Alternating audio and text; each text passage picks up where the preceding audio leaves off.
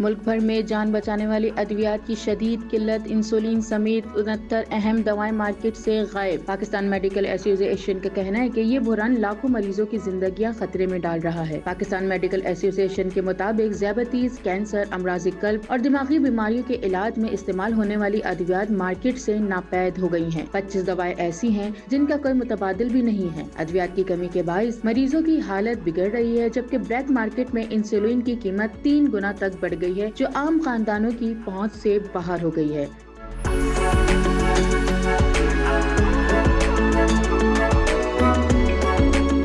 P M اے نے حکومت سے فوری اور فیصلہ کن اقدامات کا مطالبہ کیا ہے، جن میں نئی قیمتوں کی پالیسی، بلیک مارکیٹ کے خلاف کریک ڈاؤن اور ہنگامی بنیادوں پر درآمد شامل ہیں۔ ادھر ڈرگ ریگولیٹری اتھارٹی پر بھی شدید تنقید کی گئی ہے کہ وہ اپنی ذمہ داریاں ادا کرنے میں ناکام رہی۔ ماہرین کے مطابق اگر فوری اقدامات نہ کیے گئے تو یہ بحران صحت عامہ کے لیے بڑے المیہ کی شکل اختیار کر سکتا ہے۔